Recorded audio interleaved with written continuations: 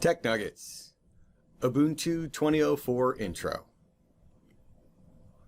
So we're going to do a little intro for Ubuntu 20.04. I'm going to just kind of go over some of the basics. I've got students that don't have a lot of experience with Ubuntu, so we're just going to kind of go over it a little bit. I'm going to start with a disclaimer. I am not an expert at Linux. I've used it for a long time. I use a number of different operating systems. Their toolbox, you pull out the tool you need. In the case of a lot of the stuff that I do with classes, we need a desktop flavor of Ubuntu and a terminal version of Linux. And so we use Ubuntu for that. It works very well for what we need. Your mileage may vary. Your opinions may vary, which is totally okay. You got to find the one that works for you. Disclaimer over. Linux flavors. In this context, we're going to talk about Linux flavors as a desktop and a terminal version, or a GUI and a command line version. Those are interchangeable kind of words that go in there. The desktop version is going to be a GUI, a graphical user interface. It's going to have point and click and icons and all that kind of stuff. A terminal version is going to be very much command line only. Black text, black screen, white text, typing only, very powerful, very easy on the resources, a little more arcane to get to know, but very powerful when you do. In our case, Ubuntu is based on a Debian kernel. So Debian controls the core kernel operating system, whereas Ubuntu kind of layers on all the different things they want. So what GUI they want, what default applications come with it, you can uninstall and reinstall and rip, tear, and shred to your heart's delight.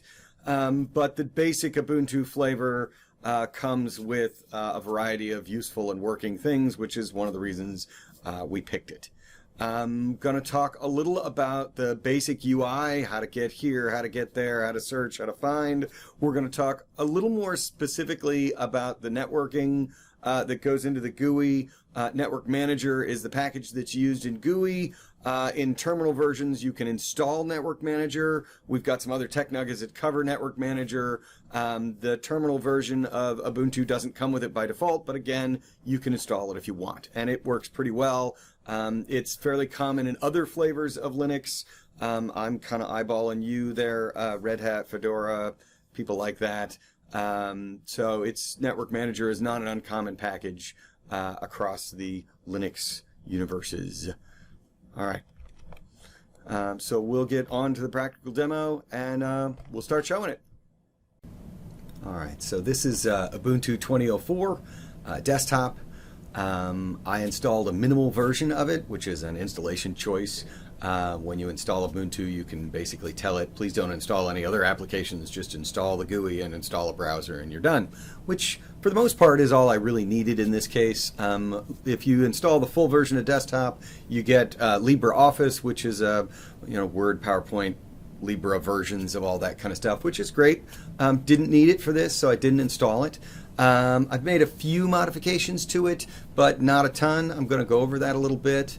Down here in the bottom corner, we get our applications kind of looking icon, and we double click on it. We can show all the applications that are on the machine, and we can of course search looking through it when we want to do things like that.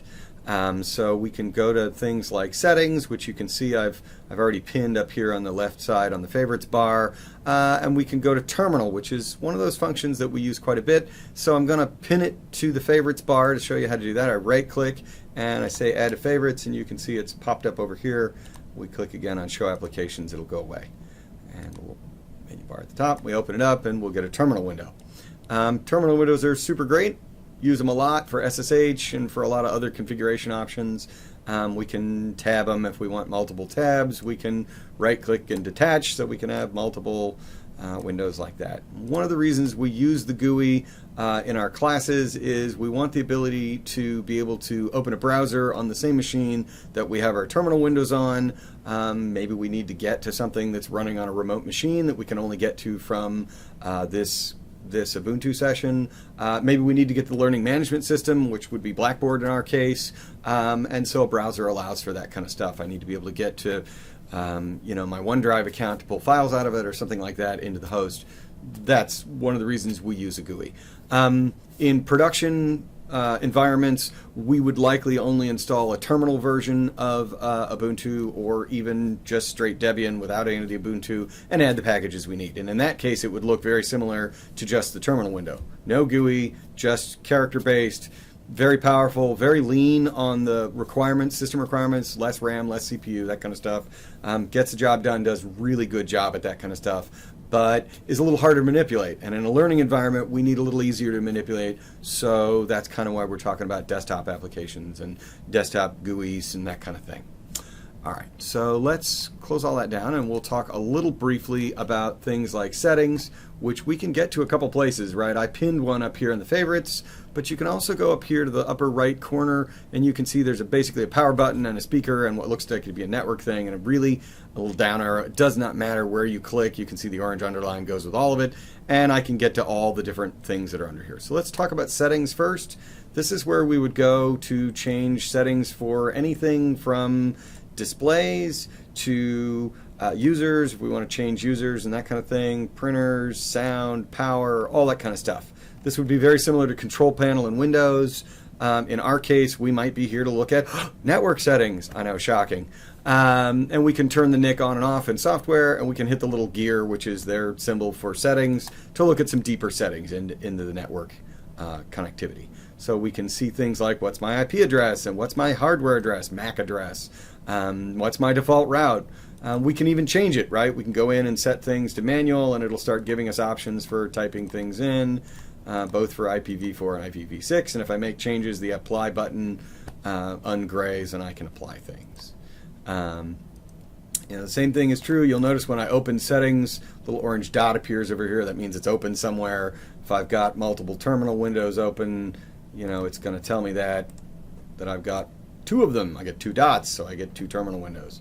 The other thing that's quite useful is the file manager, which is here in files. I pinned it into favorites, but you can also click on the icon on the desktop, and it's going to show you your home directory. But you can look at your documents, or look at your desktop or your documents or whatever you've downloaded. This is the basic file manager that you can cruise around on the machine and look at things if you need to get to things at a file level. The minimal version of desktop, which is what I've installed here, comes with a browser installed. So again, I think it came, if I recall correctly, it came already tagged in the favorites, because it's assumed that that's one of the things you're going to want to do. There is a version of Chromium, is what it's called. It's not Firefox, and it's sort of like Chrome, but not exactly. There may be a version of Chrome that I don't know about. I don't use Chrome a ton. I use Firefox a bunch, so I was content with what came with it, which was Firefox. Well, I hope you've enjoyed this brief overview of Ubuntu 20.04 desktop. We'll see you next time for the next Tech Nugget.